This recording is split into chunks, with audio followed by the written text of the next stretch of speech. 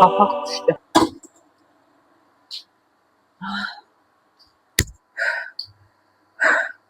Ürəyim qopdu.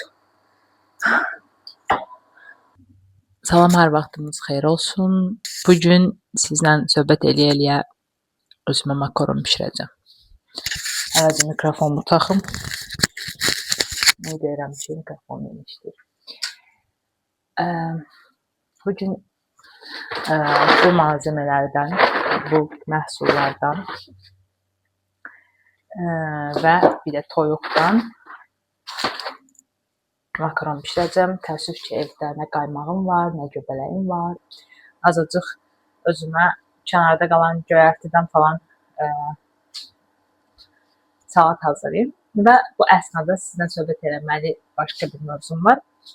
Bugün başıma gələn bir şeyi danışacağım. Məlumat xarakterli.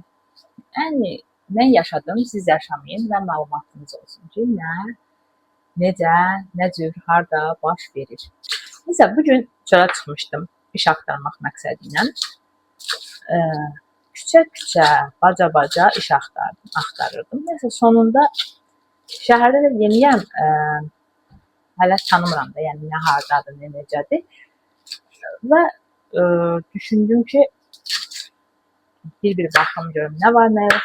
Neyse nə yoruldum qayıdarkən şey gördüm, bir mağaza gördüm. Gördüm qabağına çipsi qoydular. Semiçka falan da qoydular.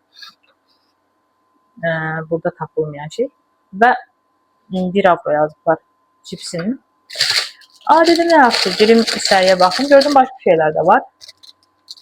İçəriyə baxdım, gördüm qəşəng şokoladlar, qəşəng şeylər, şirniyyatlar, barlar.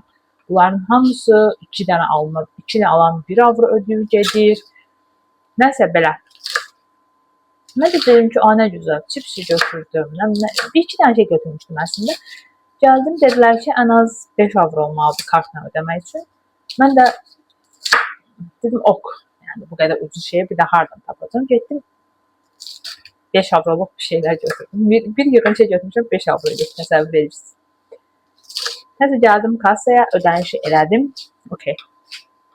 Yolda birdən ağlıma gəldi ki, mən heç bu qədər ucuz şeyin surokuna belə baxmadım ki, nə qədər keçib surokundan. Surokuna nə qədər qalıb, hətta belə düşünürəm. Nə qədər qalıb. Yolda getmişəm bir xeyrində. Yolda götürdüm, baxdım ki, çipsin suroku apreldə bitib. Nə bileyim, aldığım barın suroku 5 gün əvvəl bitib. Bəzilərinin ümumiyyətlə suroku bitib çoxdan. Ümumiyyətlə konfet almışdım. 2025'də bitib suroku. Dedim, bu necə olan şeydir? Bu nə? Tez Gemini'dən soruşdum ki, bu nə deməkdir? Almanya'da hardasa surok çəkmiş bir mal sata bilərlərmi? O da mənə dedi ki, yox, bu qanunvericiyə ziddir, böyle bir şey ola bilməz. Mən belə bax belə, nəsə bir şeydir. Bəlkə mən orada hamısının suroklu mallar varmış, mən hamısını suroksuz götürmüşəm, bu necə olan şeydir falan dedim. Özümə düşünürəm bunu. Sonra dedim ki, aparıb qaytaracağım. Çeki də vermişdi mənə, yaxşı ki. Aparıb qaytararam. Aparıb qaytararam dedim və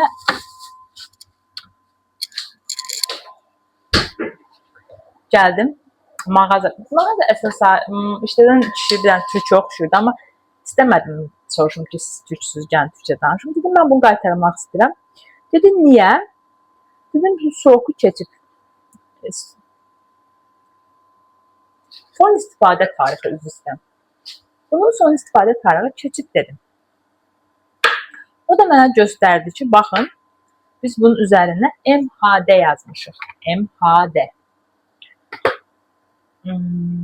Heç bir məlumatım yoxdur, bu nə deməkdir falan. Neyse, dedim ki, olsun, mən yenə də qaytarmaq istəyirəm. Dedi, istəyirsə, bu da suroku keçməyən. Düz aldığım şeyin bir dənəsi suroku keçməmişdi. Dedi, suroklu olanlar var. dəyişə bilərsiniz, qaytarmayın. Dedim, okey, 5 avroda. Getdim, şiroklu şeylər götürdüm. Amma bu tərəfdən də bu MHD-nin nə olduğu mənə maraqlıdır. Nədir bu MHD? Girdim tez Cemilaya soruşdum ki, bu MHD nə deməkdir? Dedi ki, deməli, açıqlaması belədir. Mindestens haltbarkeit datum. Yəni, ən az istifadə oluna bilmə tarixi kimi bir şeydir, yararlılıq. Bu nə deməkdir? Bunu araşdırdım ki, bu necə olan bir şeydir. Deməli, belə olurmuş. Fabrik və ya istehsalçı bir şey istehsal edir və istifadə tarixinin qarşısına MHD yazır. Yəni, Mindestens haltbarkeit datum. Bu o deməkdir ki, bir məhsul, bu bizim istehsal etdiyimiz məhsul filan tarixə qədər, mənim buraya yazacağım tarixə qədər, məsələn, çipsdir. Sap sağlam olacaq, tam keyfiyyətli olacaq və xırtıltılı olacaq. Yəni, tam keyfiyyətli halda olacaq. Yəni, buna əminlik verirəm ki, mən, məsələn, bugün 8 iyul tarixinə qədər bu tam keyfiyyətlidir, bunu tam keyfiyyətli istifadə edə bilərsiniz. Amma o demək deyil ki, ayın 8-i bu məhsulun istifadə tarixi tamamilə bitir və bu məhsul xarab olmuş olur. Bundan sonra sən artıq özün qərar verirsən. Bunu yemək istəyirsən, yoxsa yox. Açırsan, baxırsan, yaxşıdırsa qəbul yeyirsən. Yəni, bəzi quru məhsullarda, hansı ki, bəzi şokolad növləri, peçeni növləri, keks və ya bar dedim, çipslər quru məhsul olduğu üçün onlar tez xarab olmurmuşlar. Bu arada mənim suyum qaynayır. Və ondan sonra müştəri özü qərar verir. Və bunu oxudum təbii ki. Sonra gördüm ki, yox, insanlar durmadan alırlar. Bu çox normal bir şeydir. Bunu artıq insanların qərar verəcəyi bir şeydir də. Yəni, heç kim burada buna wow kimi baxmır. Mən bir dənə qəribə qarşıladım. Çox normal bir şeymiş. Və qərar verdim ki, son istifadə tarixi 3 gün əvvəl bitən barı alım və ondan sonra o digər süroklu şeyləri aldım. Dedim, çox normal idi. Hələ ki, bir neçə saat yemişəm. Biraz baş ağrım var, amma sağlamam. Amma baş ağrımın normal olması normaldır. Çünki bu gün heç yeməmişəm, yemək yeməmişəm. Yeməyim hələ yeyirəm, altını keçib. Ümid edirəm ki, sabaha falan sağ çıxaram. 3 gün keçmiş, zaten son tarixi 3 gün keçmiş bir şeyin məni zəhərləyəcəyini düşünmürəm. Amma artıq, məsələn, apreldə son istifadə tarixi keçmiş cips mənim narahat elədi. Yəni, narahat elədi, fikir baxımından narahat elədi. Yemədim təbii ki. Həmə düşündüm, xırtıltısı falan gedər. Yaxşı olmaz, peşman olaram. Bilmirəm. Məncə, bəzi şeylər var ki, bəzi tətbiqlərdir, bəzi şeylərdir. Onlar Almaniyada yararlı şəkildə tətbiq olunur. İnsanlara və satıcılara yararlı şəkildə tətbiq olunur. Məsələn, Çubuq-Çugo. Çubuq-Çugo adlı bir tətbiq var. Dünyanın bir çox yerlərində var. Almaniyada var, Azərbaycanda yoxdur. Günün sonunda hansısa bir kafe, restoran, un məmulatları mağazası qalan məhsullarını artıq düşünür ki, bu məhsul axşama qalıb və sabaha qalma ehtimalı var. Və eyni şəkildə bunu mağazalarda edir. Məsələn, meyvə-tərəvəz hissələrində daha artıq sabaha qalmasın deyə məhsul, sabah onu götürüb yenidən qızdırıb müştəriyə satmasınlar deyə müəyyən qədər, məsələn, sürpriz paketlər hazırlayırlar. 15 avroluq məhsullar yığırlar, amma sən bilmirsən o məhsulların içində o paketin içində nə olacaq? 15 avroluq məhsulun içində 3 avroya sənə təklif edirlər. Sən də təbii ki, istəsən sifariş edirsən, gedib götürüb alırsan oradan. Bu əslində yaxşı bir şeydir. Mən şəxsən bundan məmnun olmuşam. Biləndə ki, belə bir tətbiq var. Eyni şəkildə bu gün o mağazanı gördüm. Tam mərkəzdə yerləşirdi. Tam mərkəz bir yerdə idi. Amma birinci elə bilmişdim ərəb məhsullarıdır. Amma ərəbiyə yaxın türk, amma gördüm yox. Tam alman məhsulları. Bu şəkildə satırlar. Yəni bundan sonra düşünürəm ki, o mağazanı tez-tez ziyarət edib oradan yararlana bilərəm. Təbii ki, suroku keçməyənləri, bəziləri suroku keçməyib, az qalıb və istifadəyə veriblər. Əslində makaron bişirməyimin səbəbi çörək almamışam və düşündüm ki, makaronla idarə edə bilərəm.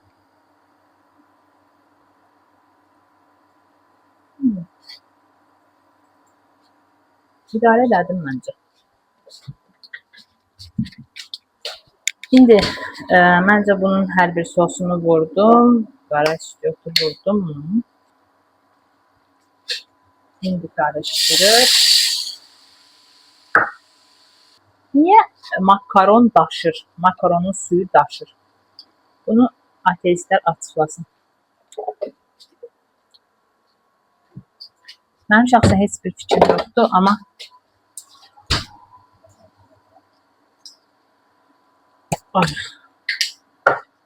bir damcı zəhv vuracağım. Bugün videomu biraz baş ağrısı ilə çəkirəm. Amma ümid edirəm ki, normal olar. Sizə pis enerjimi ötürmərəm.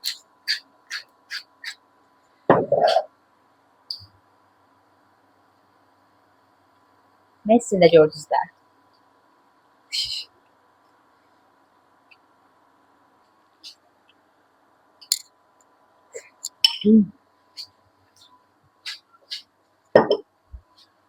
İdarə edə. Qapaq düşdü.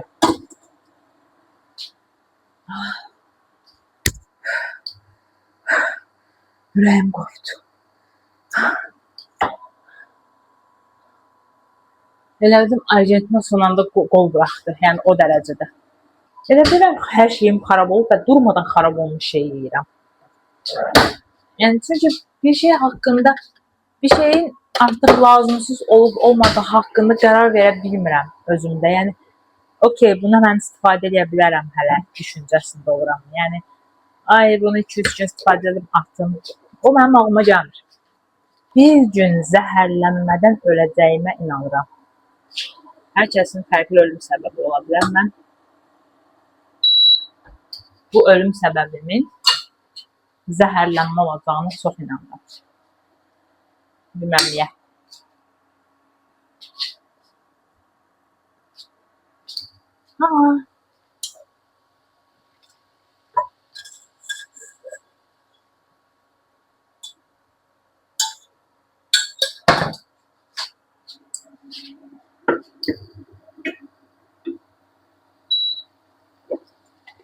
Və indi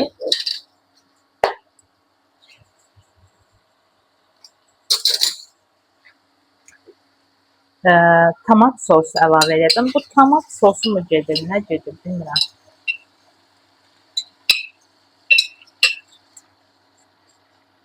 Əldə də nə varsa olur.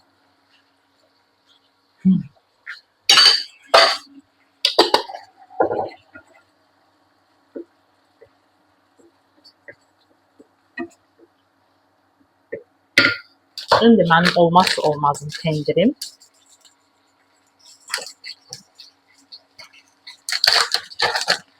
Düşür.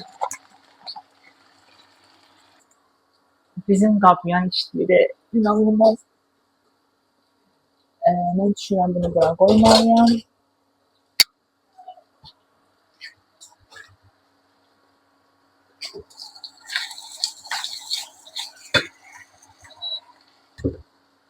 Artıq makaronumuzu əlavə edirik.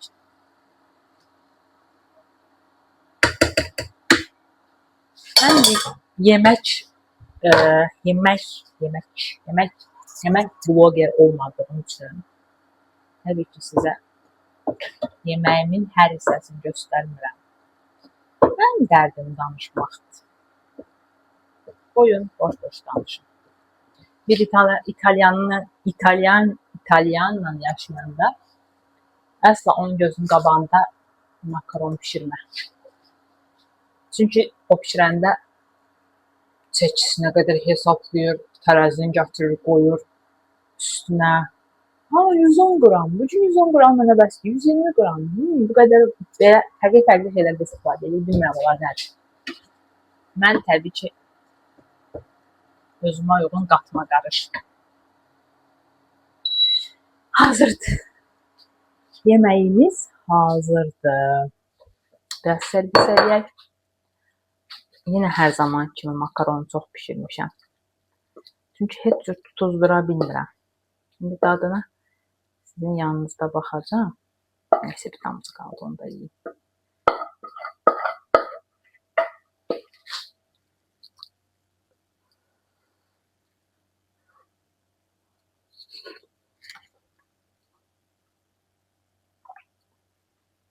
Pis değil. Allah.